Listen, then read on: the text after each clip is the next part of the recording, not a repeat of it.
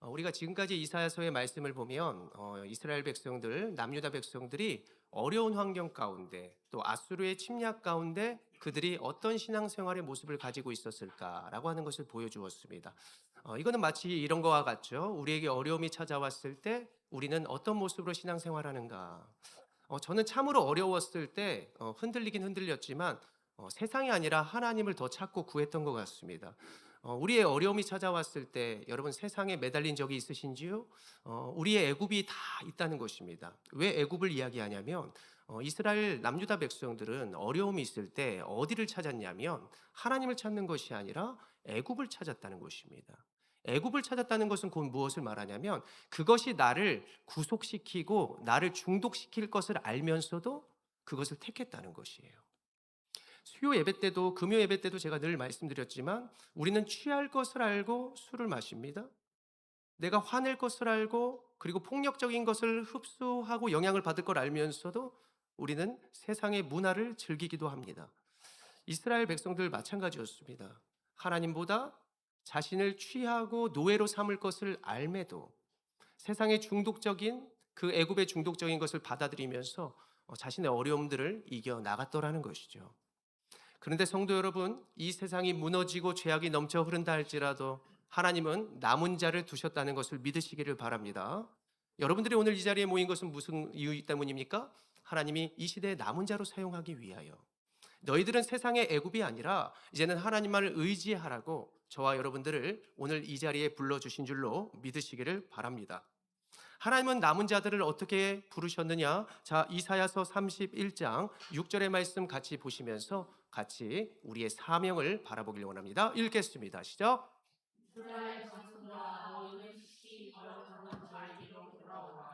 아멘. 그들은 심히 거역했습니다. 누구에게요? 하나님의 마음을 아프게 했습니다. 그래서 슬프다 아리엘이요, 화로다 이스라엘이요, 하나님께서는 마음 아파하셨어요. 그러면서 이 말씀을 보게 하신 자들은 누구냐?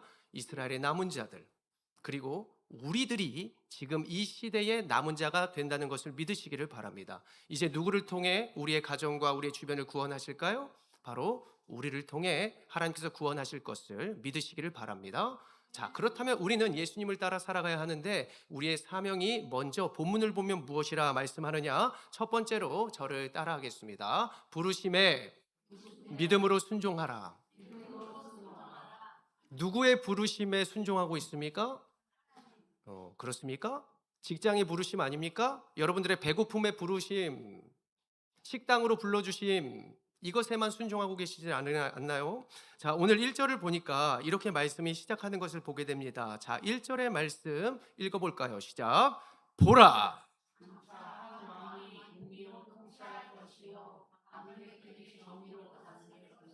아멘. 자, 본문을 띄워보고 계시면 시작이 뭐라고 시작해요? 빨주노초 파남 보. 보라. 이 말은 주목, 여봐라 이렇게 말하는 것이에요. 무슨 의미일까요? 의도가 있어서 누군가가 불러주셨다는 것이죠. 보라. 그러면은 주인이 이렇게 보라라고 하면 종은 어떻게 할까요? 내가 여기 있습니다. 저를 부르셨습니까? 이렇게 말하면서 다가오겠죠. 자, 즉각적인 반응과 순종의 모습까지 이 보라의 의미에 담겨 있다는 것입니다. 다시 말해 보라는 부르심과 동시에 순종의 모습을 가지고 있다. 주인과 종의 모습, 그리고 누군가의 부르심과 순종의 모습이 함께 담겨 있다는 것이에요. 자, 이 모습을 어디에서 가장 뚜렷하게 볼 수 있냐면 우리가 아브라함의 모습을 통해서 알 수 있습니다. 자, 즉각적인 아브라함의 모습이 하나님의 부르심 가운데 어떻게 나타나는지 창세기 22장 1절의 말씀 읽어봅시다. 시작.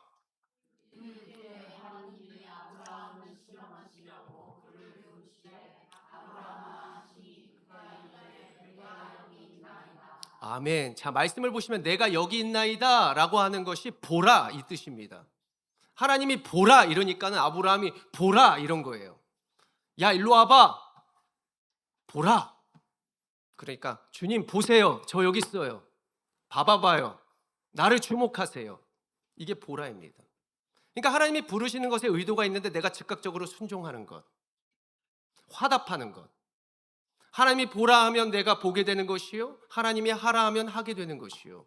즉각적인 순종에는 이러한 삶의 원리와 우리의 축복의 원리가 담겨져 있다는 것을 여러분 믿으시기를 바랍니다.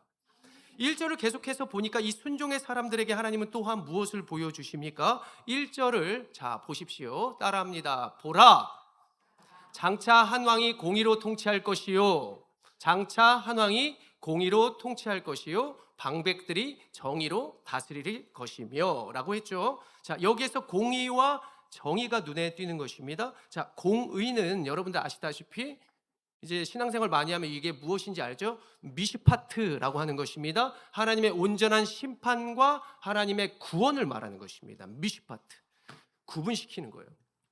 하나님의 공의는 딱 주님의 말씀 앞에 구분될 수밖에 없어요. 순종하는 사람과 불순종하는 사람들 딱 되죠. 그리고 정의는 무엇이냐? 정의, 체데크라고 합니다. 제테크 아니에요. 체데크라고 하는 것입니다. 이 하나님의 정의가 있는 순간 어떻게 되느냐? 하나님의 권세가 나의 권세가 되고 하나님의 깨어진 관계가 회복된다. 자, 이것을 보면 누가 생각나나요? 이런 축복의 통로가, 이러한 메시아가 되신 분이 누구예요? 우리 주 예수님이신 줄로 믿으시기를 바랍니다. 이 예수님이 이 땅에 오시면 이렇게 된다라는 것이, 우리는 이미 오신 예수님을 살고 있죠. 그리고 다시 오실 예수님을 기다리고 있습니다. 그렇다면 이 예수 그리스도가 오시기 전까지 우리는 예수의 이름으로 무엇을 해야 할까라고 한다는 것을 생각해 보게 되는 것이죠. 자, 예수님을 정확하게 다시 오실 예수님, 이 땅에 오실 예수님을 예표하는 성경 구절이 있는데 예레미야 23장 5절의 말씀 읽어보시기 바랍니다. 읽겠습니다. 시작.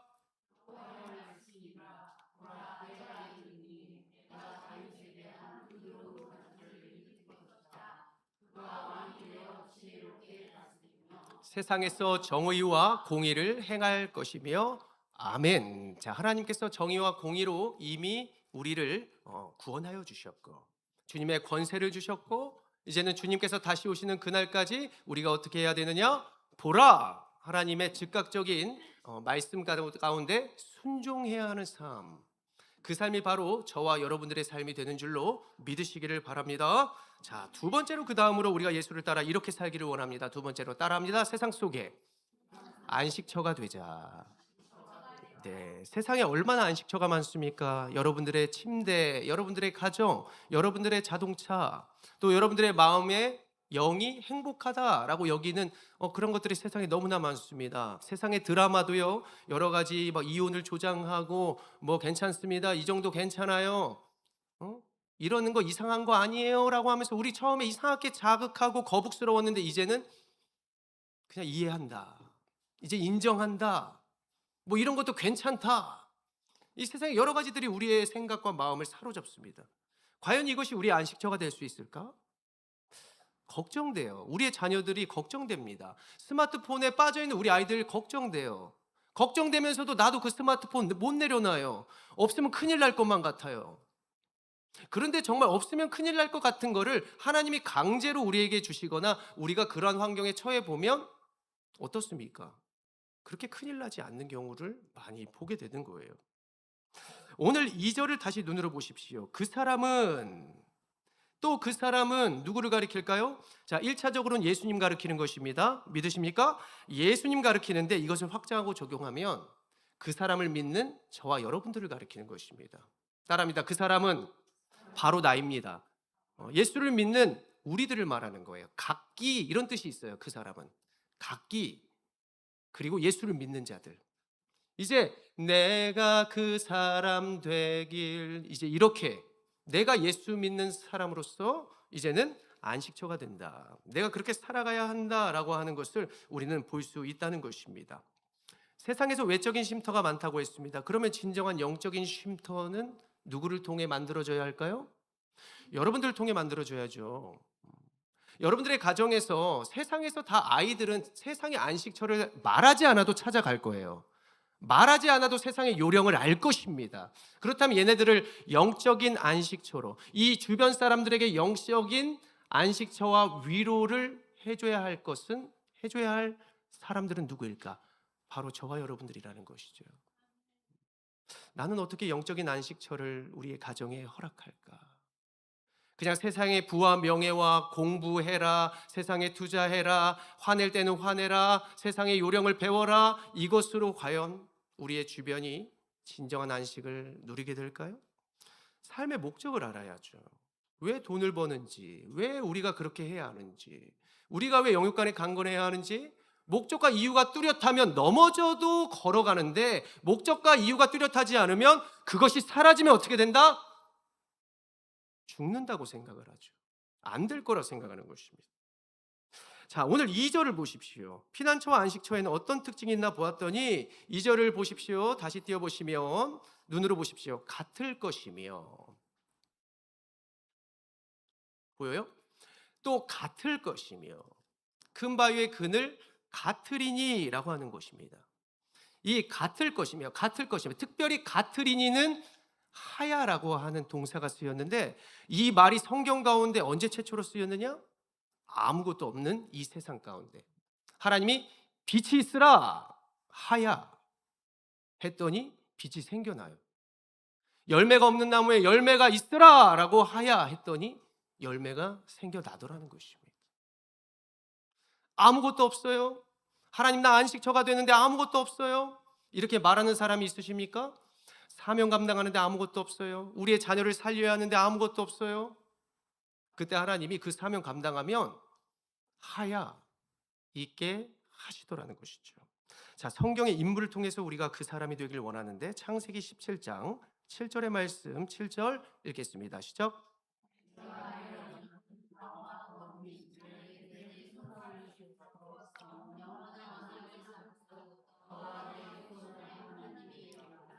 아멘. 하나님은 아브라함을 부르셔서 아무것도 없는 아브라함을 부르셔서 왜 이 사명을 주실까? 너의 후손을 통해서 하나님을 나타낼 것이고 하나님의 능력과 영광을 보이실 것이라고 하는 것입니다. 너뿐만이 아니라 너의 안식처가 너의 자녀의 안식처를 만들고 자녀의 목적과 이유가 분명한 그런 모습이 되어 주변이 너의 후손을 바라보면서 하나님의 사람들이 되어질 것이다라고 하는 언약과 그리고 그 약속을 이루어 주셨다라는 것을 우리는 성경을 통해 알 수 있는 것이죠. 그가 그 목적과 사명과 그 세상의 안식처로 나아갈 때 하나님이 무엇을 주셨어요? 그에게 필요한 가축을 주셨습니다. 그에게 필요한 물질을 주셨습니다. 하나님께서 모든 것을 더하여 주시는 것입니다. 무엇을 할 때요? 하나님의 사명을 감당하고 즉각적인 순종 가운데 그가 세상의 영적인 안식처가 되려 할 때입니다. 예수님은 우리에게 이렇게 말씀을 해주시고 하늘에 올라가셨습니다. 무엇일까요? 요한복음 14장 12절의 말씀 12절 읽겠습니다. 시작.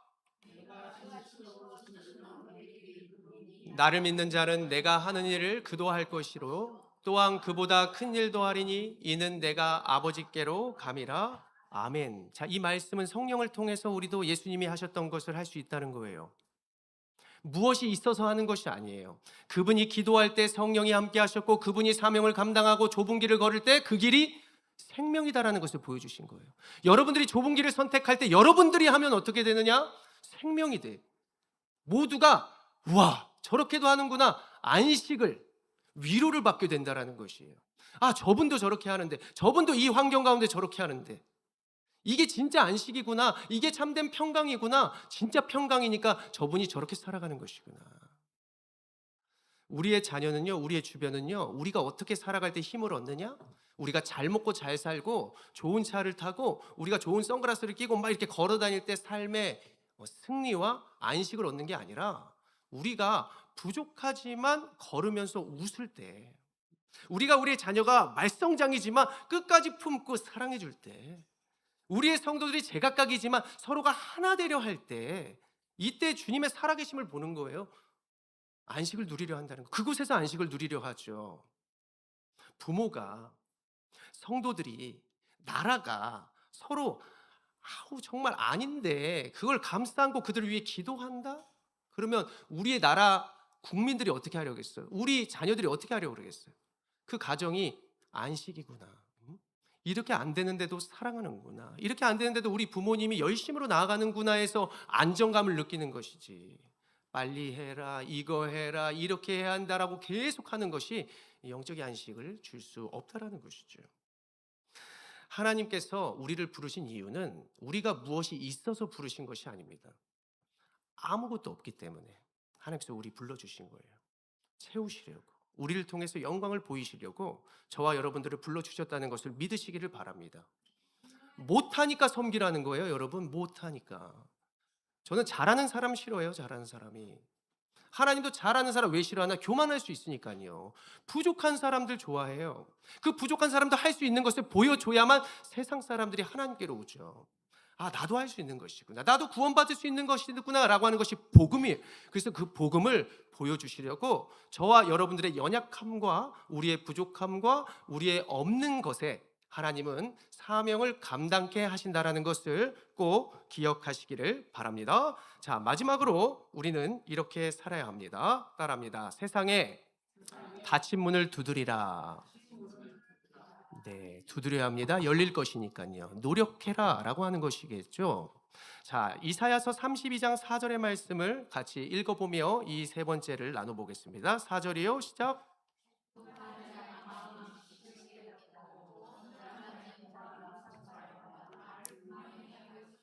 아멘. 자, 여러분들의 두드림이 주변을 이렇게 한다라는 거예요. 여러분들이 자녀의 방을 두드림이 자녀들을 이렇게 하게 할 것이라는 거예요. 여러분들이 복음을 가지고 세상의 두드림이 세상이 이렇게 변화될 것이라는 것입니다. 자, 영적으로 마비되었던 사람들이 우리의 복음을 흘려보내는 순간 어떻게 변화한다?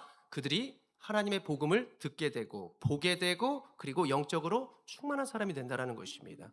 자, 여러분들이 복음을 전해보고 여러분들이 장성한 자녀들에게 나아가보고 여러분들이 주변의 형제들에게 나아가봤을 때 여러분들 복음 전하면 그들이 처음에 어떻게 합니까? 외면하죠? 간섭하지 말라 그러죠? 나 혼자 잘할 수 있다 그러죠? 언젠가는 믿는다 그러죠? 나중에 한다 그러죠? 어찌 보면 마음을 아예 가장 가까운 사람들이 열지 않는 경우가 너무나 많이 있습니다. 자, 여러분, 복음을 전하고 지속적으로 해보는 사람은 이제 이것을 깨닫게 되는데, 여러분 지금 우리가 주변 상가와 사업장에 복음 전한다고 했죠? 두드리다 보니까 별의별 일이 다 생겨요. 두드리다 보니까 뭐 제가 학창 시절에 뭐 공부를 되게 열심히 하고 멋있는 사람이었다라고 소문이 났더라고요. 저 그런 적 없는데 누가 그렇게 만들었다? 하나님 그렇게 만들었다. 지금 몇십 년 전 얘기예요. 몇십 년 전 얘기인데 자기 친구가 저랑 제 후배래요. 그러면서 저를 막 얼마나 높이는지 몰라요. 대단한 사람이라 그래가지고 제가 교회 꼭 오겠습니다 이렇게 했는데 안 왔어요. 잡으러 갈 거예요, 월요일에 또. 여기에 있는 이제 안경점인데 깜짝 놀랐습니다. 하여튼 세상이 너무 좁아요. 그리고 여러분 그림을 보십시오. 지금 우리가 복음을 계속해서 전하고 있는데 지금 저기 부동산 이제 사장님 한 분인데요. 처음부터 저분이 저렇게 웃으면서 마음을 열었을까요? 처음부터 안 열었어요. 우리는 어찌 보면 자녀들의 가슴과 마음의 두드림을 잠시는 할 수 있어. 근데 그게 열려요? 부모 말씀 잘 들어요? 주변이 복음 받아들여요? 잘 안 받아들이죠. 한 번에 딱 열리는 경우가 거의 없어요. 왜 하나님은 이것을 두드리게 하실까? 지속적으로 왜 두드리게 하실까? 왜 선교를 두드리게 계속하게 하게 하실까? 왜 전도를 순간적으로 한 번만이 아니라 지속적으로 하기를 바라실까? 그것은 두 가지 이유 때문이에요. 그들을 변화시키기 위해서, 그리고 그것을 하는 동안 내가 변화되기 위해서입니다. 여러분, 전도를 하다 보면요, 내가 어떻게 되느냐? 더 믿음이 담대해져요. 분명한 확신이 돼요. 목회자가요, 성도들을 두드리다 보면요, 안 열리잖아요? 그러면 계속해요? 그럼 어떻게 되느냐? 설교가 더 세져요. 더 분명해져요. 이래도 안 열어? 이래도 안 열어? 떠나도 그냥 두드려 버리니까 계속 두들겨. 그러면서 또 어떤 변화가 생기냐? 내 자신의 변화.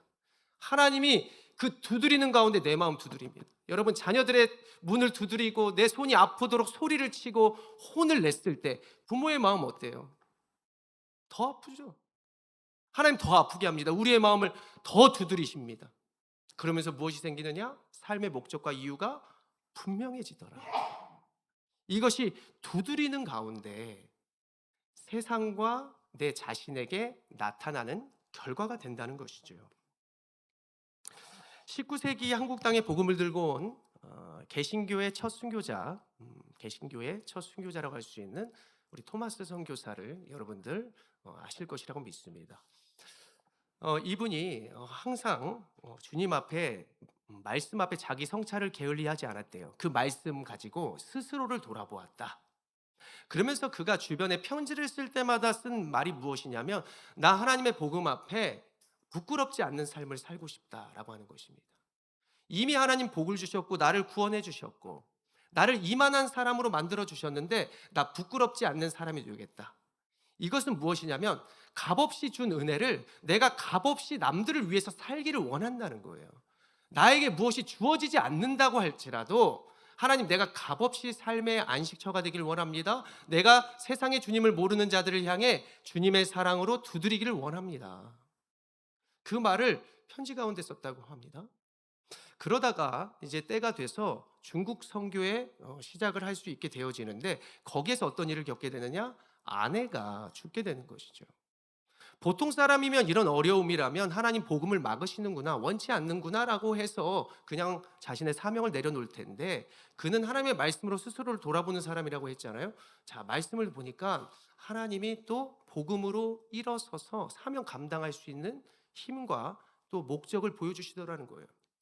그러다가 중국에서 한국 땅을 향해 두드립니다. 지속적으로 두드리다가 이제 열리게 되니까요. 그가 1866년에 어디로 들어오느냐? 대동강변으로 이제 배를 타고 들어오죠.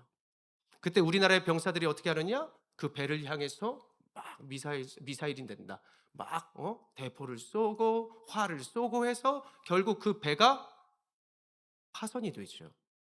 그러면서 그도 결국 피를 흘리면서 죽을 상황 가운데 되어지는데 그가 손에 무엇을 들고 있었다? 한자로 된 성경을 가지고 있었다. 그 성경을 어떻게든 사람들에게 보이는 병사들에게 전해주려 했었다. 그때에 피 흘리면서 그 모습을 바라봤던 한 사람이 있었는데 그 사람 중에 하나가 박충건이라는 사람이에요. 그가 생각했습니다. 저 사람은 저 성경책, 그러니까 저 책이 무엇이길래 저 사람 죽어가면서 이것을 우리에게 전해주려 했지? 라고는 의문을 갖게 했다는 거예요. 그게 두드림이 됐다는 거예요. 자, 두드림은 어째 두드림이라고 할 수 있냐면 당연한 것을 말하는 게 두드림이 아니라 그것과 다른 것을 말해줄 때입니다. 사랑을 가지고 두드릴 때, 말해줄 때가 두드림이라고 할 수 있는 거예요. 자, 세상 사람들이 여러분들을 보면서 왜 저렇게 살까? 라고 할 수 있는 삶의 행동은 무엇이 될 수 있을까요? 성령님이, 여러분들의 자녀들이, 우리의 주변이 여러분들이 무엇을 했을 때 하나님의 살아계심을 경험하게 될까요?